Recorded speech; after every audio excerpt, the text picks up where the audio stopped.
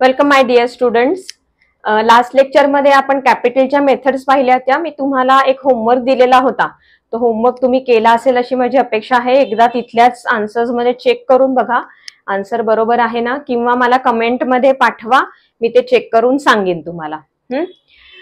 So आजपासून आपण सुरू करणार आहोत फायनल अकाउंट्स. फायनल अकाउंट्स आजपासूनची पुढची सगळी लेक्चर्स अजिबात मिस करायची नाहीये आणि सिक्वेन्शियली बघायचे. तिसरं लेक्चर आधी पाहिलं मग पहिलं असं करू नका. पहिल्यापासून पूर्ण लेक्चर्स बघा. सो पार्टनरशिप फायनल अकाउंट्सचा थोडासा बेस आधी सांगते मी तुम्हाला. पार्टनरशिप फायनल अकाउंटच्या स्टेप्स कशा असतात. डिरेक्टली फायनल अकाउंट्स करतो का आपण? नाही, त्याचं नाव आहे फायनल अकाउंट. सो फायनली सगळी अकाउंट्स लिहून झाल्यानंतर फायनली ही अकाउंट्स करतात. सो पहिली स्टेप काय आहे? प्रिपेअरिंग जर्नल और सबसिडियरी बुक्स. याला आपण काय म्हणतो? Primary entry. आठवते का 11वीचं? प्रायमरी एंट्री म्हणजे काय? प्रायमरी एंट्री मध्ये आपण अगदी सगळ्यात पहिल्यांदा जर्नल मध्ये एंट्री करून घेतो आणि सबसिडियरी बुक्स मध्ये एंट्री करून घेतो. Purchase register, sales register, cash book वगैरे ही जी सबसिडियरी बुक्स आहेत त्यामध्ये आपण प्रायमरी एंट्री करून घेतो. प्रायमरी एंट्री झाल्यानंतर सेकंडरी एंट्री कुठे होते? सेकंडरी एंट्री होते आपली लेजर मध्ये. पोस्टिंग इन लेजर म्हणतात. पोस्टिंग म्हणजे काय? आपण हे जे जर्नल एंट्री केलेली असते, जर्नल मध्ये जी मिनिमम 2 अकाउंट्स असतात, एक डेबिट एक क्रेडिट, त्या अकाउंटला आपण पोस्टिंग करतो. लेजर अकाउंटला आपण पोस्टिंग करतो. ते पोस्टिंग एकदा झालं, सगळी पोस्टिंग पूर्ण झाली की थर्ड स्टेप काय? Preparing of trial balance. Trial balance prepare करताना लक्षात काय ठेवायचे? आफ्टर ऑल ऍडजस्टमेंट्स, ज्या काही ऍडजस्टमेंट्स आहेत, जर्नल एंट्रीज तुमच्या करायच्या राहिल्यात, कुठल्या प्रोव्हिजनलच्या एंट्रीज कुठल्या करायच्या असतील, सगळ्या ऍडजस्टमेंट, कुठल्या एरर्स तुम्हाला सापडल्या असतील त्या सगळ्या काढून टाकायच्या आहेत, सगळ्या रेक्टिफाय करून घ्यायच्या आहेत आणि त्याच्यानंतर सगळ्या ऍडजस्टमेंट्सच्या नंतर आपल्याला ट्रायल बॅलन्स बनवायचा आहे. एकदा तुमचा ट्रायल बॅलन्स बनवून झाला की तो आपल्या फायनल अकाउंट्सचा बेस असतो. त्या ट्रायल बॅलन्स वरून आता पुढची स्टेप काय करणार आहे? मी इथे रेक का मारलीये? कारण ही बेसिक या स्टेप्स आहेत. या सगळ्या एकदा पूर्ण झाल्या की आता आपल्याला काय करायचंय? फायनान्शियल स्टेटमेंट्स तयार करायचे, ज्याला आपण फायनल अकाउंट्स म्हणतो. ही जी फायनान्शियल स्टेटमेंट्स आहेत ती कोणती कोणती? Trading profit and loss account पहिलं आणि बॅलन्स शीट हे दुसरं. सो ही ऍट अ टाइम दोन्हीही बनवतात.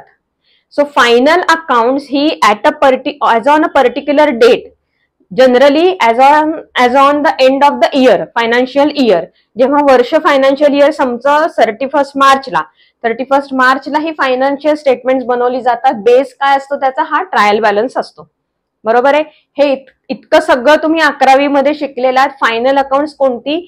प्रोप्रायटरी कन्सर्नची तुम्ही मागच्या वर्षी 11वी मध्ये फायनल अकाउंट्स बघितलेली आहेत. या वर्षी आपल्याला पार्टनरशिपची फायनल अकाउंट्स आहेत. सो या झाल्या तुमच्या स्टेप्स. आता आपल्याला काय करायचं? इम्पॉर्टन्स काय आहे? फायनल अकाउंट्स कशासाठी करायचे असतात त्याचे इम्पॉर्टन्स सांगते मी. To know the gross profit or loss during the year. Gross profit कशावरनं कळतं? ट्रेडिंग अकाउंटवरनं कळतं.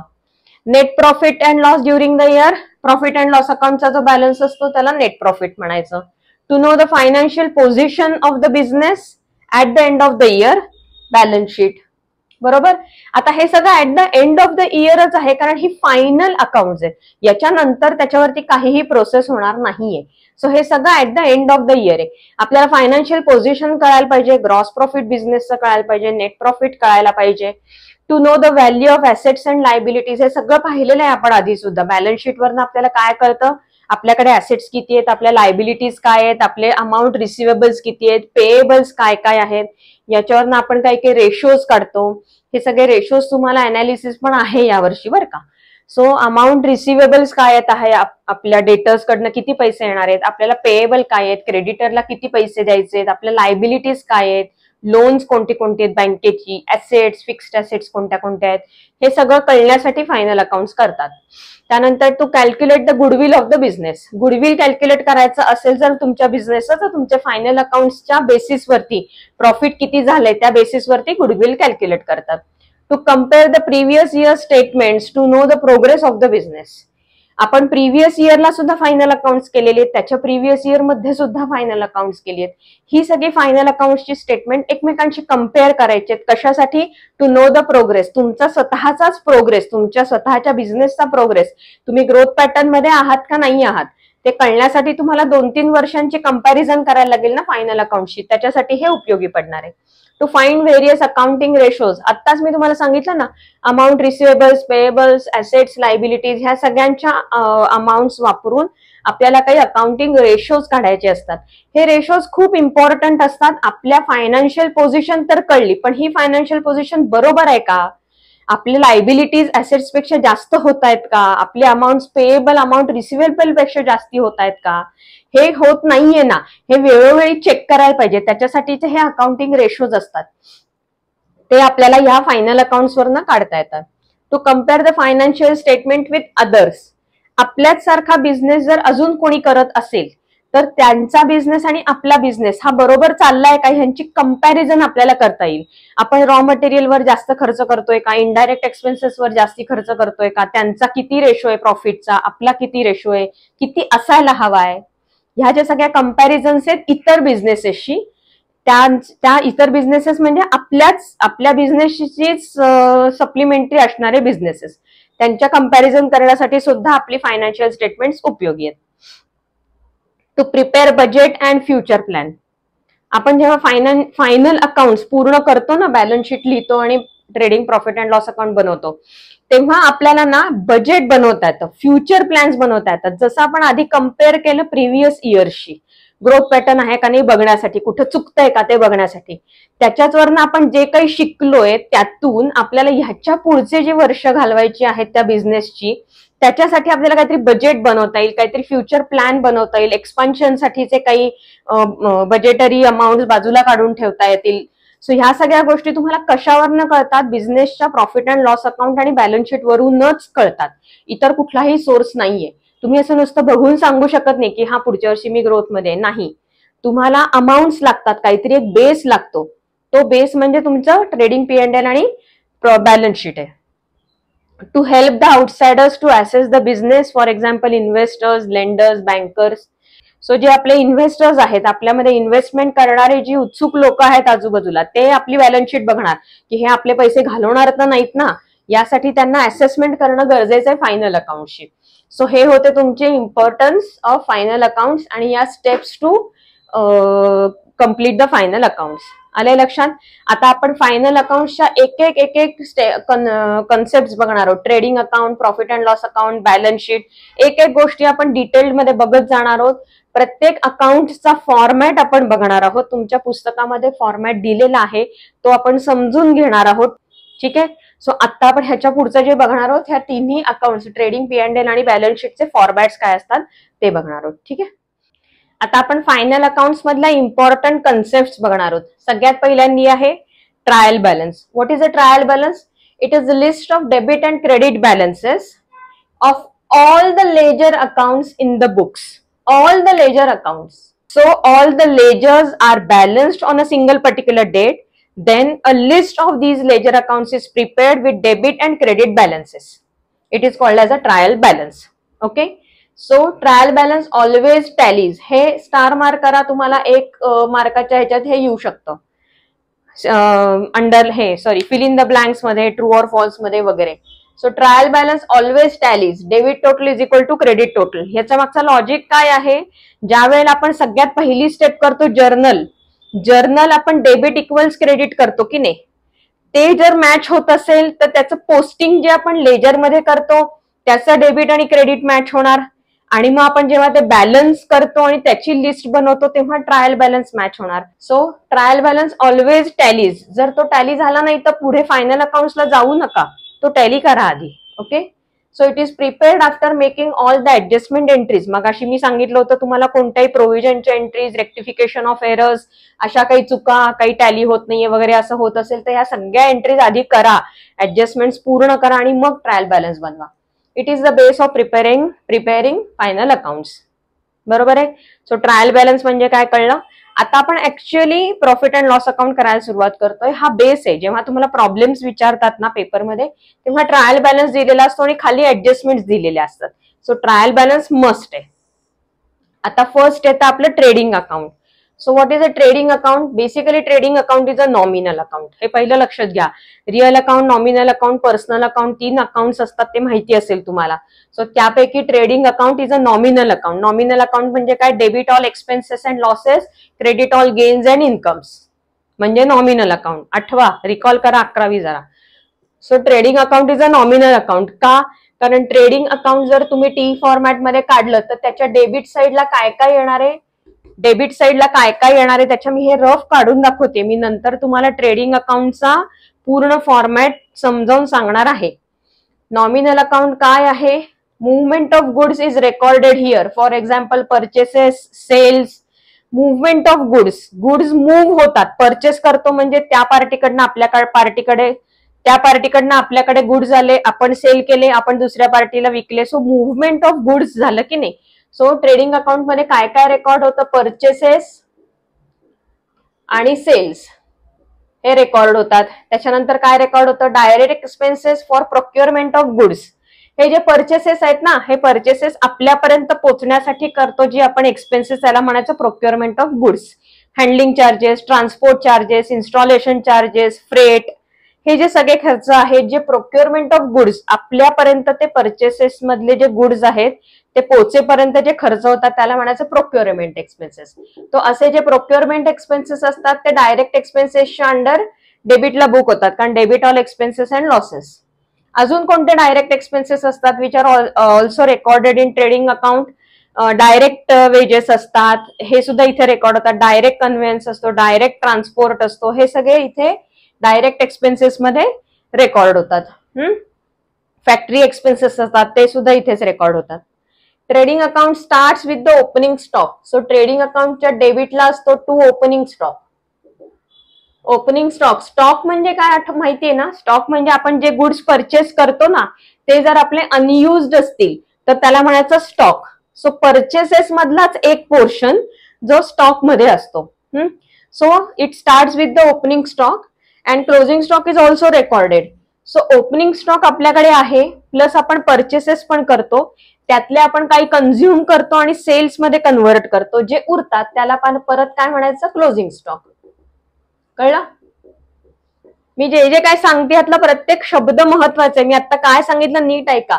आपल्याकडे कुठल्या तरी मटेरियलचा, रॉ मटेरियलचा स्टॉक आपल्याकडे ऑलरेडी होता, आपण अजून रॉ मटेरियल परचेस केलं. सो आता आपल्याकडे ओपनिंग स्टॉक प्लस परचेसेस एवढं मटेरियल आहे, ते आपण कन्व्हर्ट करतो, त्याच्यावर प्रोसेस करतो, ते कन्व्हर्ट करतो सेल्स मध्ये. जे सेल्स होणार नाहीत किंवा जे कन्व्हर्ट झालेले नाहीयेत त्याला आपण म्हणतो क्लोजिंग स्टॉक. सो हे सगळं मुव्हमेंट ऑफ गुड्स मध्येच येतं, हे ट्रेडिंग अकाउंट मध्ये रेकॉर्ड होतं. आता credit balance of trading account is called as gross profit. आता हे मी ढोबळमानाने दाखवले, नंतर लेजर दाखवते परत. आता आपण जर हे बॅलन्स करायला गेलो आणि जर क्रेडिट साइड हेवियर असेल तर आपण त्याला काय म्हणणार? Credit balance. क्रेडिट बॅलन्स असतो तेव्हा आपण डेबिट साइडला डिफरन्स लिहितो, त्याला काय म्हणायचं? Gross profit. Carried down. So जर क्रेडिट बॅलन्स असेल ट्रेडिंग अकाउंटला तर त्याला म्हणायचं ग्रॉस प्रॉफिट. जर डेबिट साइड हेवियर असेल तर त्याला म्हणायचं ग्रॉस लॉस. Carried down. हे दोन्ही स्टार मार्क आहेत कारण या बॅलन्सिंग फिगर्स आहेत, right? So credit balance gross profit, debit balance gross loss. Gross profit और loss is transferred to next P&L. Final अकाउंटची सुरुवात करताना ट्रेडिंग P&L आणि बॅलन्स शीट लिहितो आपण. सो ट्रेडिंग अकाउंटच्या वरती सगळ्यात पहिल्यांदा काय लिहायचं असतं? In the books of. आपण कोणाच्या बुक्स मध्ये एंट्री करतोय. So in the books of messrs कोण असतील त्यांचं नाव, trading account for the year ended on. Trading account for the year ended on, किंवा ह्याच्याऐवजी trading account for the period, मग पिरियड लिहायचा 1 एप्रिल पासून 31 मार्च आणि इयर. ठीक आहे, हा स्टँडर्ड फॉर्मॅट आहे, हा विसरायचा नाही, याच पद्धतीने लिहायचं. सो आता ट्रेडिंग अकाउंट मध्ये काय काय येणार आहे आपण फॉर्मॅट बघूया. Trading account always starts with opening stock. So to opening stock सगळ्यात पहिल्यांदी. डेबिटला परचेसेस. ट्रेडिंग अकाउंट हे नॉमिनल अकाउंट असल्यामुळे डेबिटला सगळे एक्सपेन्सेस येणार आहेत, क्रेडिटला सगळे इन्कम्स किंवा गेन्स येणार आहेत. डेबिट येणार परचेसेस. परचेसेस लेस रिटर्न आउटवर्ड म्हणजे काय? आपण परचेस करताना गुड्स परचेस करतो, त्यामधले परचेसेस जर आपण काही रिटर्न केले सप्लायरला तर त्याला म्हणायचं रिटर्न आउटवर्ड किंवा परचेस रिटर्न. तसंच क्रेडिट साईडला काय येणार आहे, सेल्स. आपण जे गुड्स सेल करतो, जे बिझनेस मधनं बाहेर जाणार आहेत, गोइंग आउट, ते क्रेडिटला रेकॉर्ड होणार आहेत. त्याच्यातनंच लेस सेल्स इनवर्ड म्हणजे जे काही आपण, किंवा रिटर्न इनवर्ड म्हणायचं, सॉरी सेल्स इनवर्ड नाही, रिटर्न इनवर्ड. रिटर्न इनवर्ड म्हणजे जे सेल केलेले गुड्स आहेत ते रिटर्न आले, कस्टमरनी ते रिटर्न दिले, त्याला सेल्स रिटर्न म्हणायचं किंवा रिटर्न इनवर्ड म्हणायचं. ठीक आहे. सो हे त्या ठिकाणीच लेस करायचे, सेल्स मधनं रिटर्न इनवर्ड लेस करायचे, परचेस मधनं रिटर्न आउटवर्ड लेस करायचे. ओके. आता डेबिटला काय काय येणार आहे त्यासाठी ना मी तुम्हाला एखादी प्रोसेस समजून सांगणार आहे, ती नीट बघा. जेव्हा कुठलाही मॅन्युफॅक्चरिंग युनिट असतं ना, मॅन्युफॅक्चरिंग युनिटमध्ये काय परचेस केलं जातं, परचेसेस मध्ये काय काय परचेसेस करू शकतो, रॉ मटेरियल परचेस करू शकतात, कन्झ्युमेबल्स परचेस करतात, ओके, टूल्स परचेस करतात, हे जे सगळे गोष्टी आहेत ह्या रॉ मटेरियल म्हणून परचेस केल्या जातात. आता ह्याच्यावरती ना एक प्रोसेस केली जाते, बरोबर आहे. आता फायनल जेव्हा आपल्याला गुड्स कुठले बनवायचे असतील त्यावेळेला आधी रॉ मटेरियल सगळ्या गोष्टी आधी परचेस करायचा, त्याच्यावरती एक प्रोसेस करायची. प्रोसेस झाल्यानंतर काय तयार होतो, एक फिनिश्ड प्रॉडक्ट तयार होतो जो आपण फायनली जाऊन सेल करणार असतो. करेक्ट. सो हा फिनिश प्रॉडक्ट बनवायच्या आधीची जी ही स्टेप आहे ना इथपर्यंतची, म्हणजे ही जी प्रोसेस करायची ती, आणि प्रोक्युअरमेंट ऑफ रॉ मटेरियल, कन्झ्युमेबल्स किंवा गुड्स, या सगळ्याला म्हणायचं डायरेक्ट एक्सपेन्सेस. सो ह्यामध्ये जे येणाऱ्या सगळ्या गोष्टी आहेत ना याला म्हणायचं डायरेक्ट एक्सपेन्सेस. आणि ह्याच्या पुढे फिनिश प्रॉडक्ट एकदा तयार झाला की तो फिनिश प्रॉडक्ट सेल कसा करायचा, त्याच्याशी रिलेटेड जे काही आउटवर्ड रिलेटेड जे काही एक्सपेन्सेस असतात त्याला म्हणायचं indirect expenses. So basically direct expenses म्हणजे काय, जे ह्या फिनिश प्रॉडक्ट बनवण्याच्या प्रोसेसमध्ये लागणारे खर्च आहेत. सो या प्रोसेसमध्ये अजून काय काय लागू शकतं, मशीन लागणार ना, सगळ्यात पहिल्यांदा तुम्हाला हे प्रोसेस करण्यासाठीचं मशीन लागणार आहे. ह्या मशीन वापरणारा, ऑपरेट करणारा लेबर असेल, माणूस लागेल ना तुम्हाला ऑपरेट करायला. सो हे जे लेबर चार्जेस असतात ना, किंवा works manager salary, factory manager salary, फॅक्टरीशी रिलेटेड जिथे ही प्रोसेस होते आणि फिनिश प्रॉडक्ट मॅन्युफॅक्चर होतो, हे जे फॅक्टरी एक्सपेन्सेस असतात ना हे सगळे डायरेक्ट एक्सपेन्सेस मध्ये जातात. प्लस प्रोक्युअरमेंट एक्सपेन्सेस म्हणजे काय, रॉ मटेरियल आपल्याला प्रोक्युअर करायचंय, रॉ मटेरियल साठीचे लागणारे सगळे इनवर्ड जिथे जिथे लिहिलेले, freight inward, transport inward, carriage inward, हे सगळे डायरेक्ट एक्सपेन्सेस आहेत. तेच तुमच्या इथे लिस्ट केले. तुम्ही आता बघितलं तर परचेसेसच्या खाली carriage inward, freight, dock charges, custom duty, हे सगळे डायरेक्ट एक्सपेन्सेस आहेत. Wages of productive manufacturing. Productive manufacturing म्हणजे मी आता सांगितलं ह्या प्रोसेस मधला हा जो लेबर माणूस काम करतो त्याला दिलेले वेजेस. त्यानंतर वेजेस अँड सॅलरीज. मुळात वेजेस आणि सॅलरीज मध्ये हाच फरक आहे. वेजेस कोणाला देतात, जे या प्रोसेसमध्ये इन्व्हॉल्ड असतात त्या लोकांना वेजेस पे करतात. सॅलरी म्हणजे जे ह्या ऍक्च्युअल प्रोसेसमध्ये इन्व्हॉल्ड नसतात, अकाउंटंट. अकाउंटंटची सॅलरी ही इनडायरेक्ट आहे कारण त्याला प्रोसेसमध्ये ऍक्च्युअली तो इन्व्हॉल्ड नसतो. पण हे जे मशीन ऑपरेट करणारा माणूस आहे हा प्रोसेसमध्ये इन्व्हॉल्ड असतो, त्याला म्हणायचं wedges. So wedges and salaries आलं तर ते डायरेक्ट एक्सपेन्सेस, नुसतं वेजेस आलं तरी डायरेक्ट एक्सपेन्सेस, नुसतं सॅलरीज आलं तर इनडायरेक्ट, आणि सॅलरीज अँड वेजेस म्हटलं तरी इनडायरेक्ट. सो पहिला शब्द कुठला आहे ते महत्वाचं आहे. त्यानंतर import duty, coal, coke, gas, motive power, oil, water, grease, हे सगळे जे कन्झ्युमेबल्स आहेत नाही, म्हणून याला म्हणायचं direct expenses. Royalty on purchases किंवा प्रोडक्शन, पुन्हा परचेस किंवा प्रोडक्शनशी रिलेटेड आलं की direct expenses. Primary packing charges, primary बरं का, प्रायमरी पॅकिंग चार्जेस म्हणजे प्रोसेसचाच भाग आहे हा. त्यानंतर factory lighting and heating. Factory lighting and heating म्हणजे फॅक्टरीशी रिलेटेड, प्रोसेसशी रिलेटेड म्हणून direct. Factory rent and rates, factory insurance, factory शब्द आला म्हणजे प्रोसेस मॅन्युफॅक्चरिंगशी रिलेटेड म्हणून direct. Works manager salary, works शब्द आला म्हणजे प्रोसेसशी रिलेटेड म्हणून डायरेक्ट एक्सपेन्सेस. तो तुम्हाला लक्षात काय आलं या सगळ्या गोष्टींमधनं, जिथे वर्क्स हा शब्द आहे किंवा फॅक्टरी हा शब्द आहे किंवा इनवर्ड हा शब्द आहे ते सगळे झाले तुमचे डायरेक्ट एक्सपेन्सेस. लक्षात आलं. सो डायरेक्ट एक्सपेन्सेस मध्ये मी आता काय सांगितलं, वर्क्स हा शब्द यायला पाहिजे, फॅक्टरी किंवा इनवर्ड हे शब्द जिथे जिथे असतील डोळे झाकून तुम्ही कुठे टाकणार आहात त्यांना ट्रेडिंगच्या डेबिटला. आता क्रेडिटला काय काय येतं आधी मी सांगितलं तसं सेल्स मायनस सेल्स इनवर्ड, तेच सांगते मी परत, सेल्स मायनस रिटर्न इनवर्ड किंवा सेल्स रिटर्न, हे क्रेडिटला मगाशी पाहिलं आपण. त्याच्यानंतर जे गुड्स आउट होणार आहेत आपल्या बिझनेसमधनं, जे गुड्स बाहेर जाणार आहेत ना, हे सगळे ट्रेडिंगच्या क्रेडिटला येतात. त्यातलं पहिलं झालं सेल्स. अजून कोणत्या पद्धतीने आपण गुड्स देऊ शकतो, आपण समजा ऍडव्हर्टाइजमेंटसाठी काही सॅम्पल म्हणून गुड्स दिली, डिस्ट्रीब्यूट केली, तरी ते क्रेडिटला येणार. So goods distributed as free sample हे क्रेडिटला येणार. Goods lost by theft or fire, आग लागली म्हणून आपण जे प्रोड्यूस केलेला हा जो सगळा फिनिश प्रोडक्टचा स्टॉक होता तो जळून गेला, रॉ मटेरियलचा स्टॉक जळून गेला. सो हे आपल्या बिझनेसमधनं बाहेर गेले असंच झालं ना, म्हणजे ओव्हरऑल विचार केला तर आता आपण ते कन्झ्युम करू शकणार नाही, म्हणजे ते वाया गेले. सो ते goods lost by fire or theft हे सुद्धा क्रेडिटलाच येणार आहे.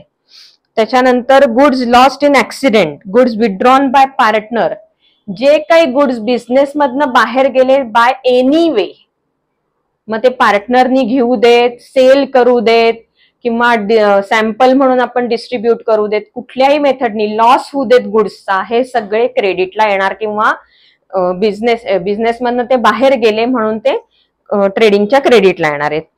त्यानंतर काय येणार, क्लोजिंग स्टॉक. मग अशी मी एक्सप्लेन केलंय क्लोजिंग स्टॉक म्हणजे काय, तो सुद्धा ट्रेडिंगच्या क्रेडिटलाच येणार आहे.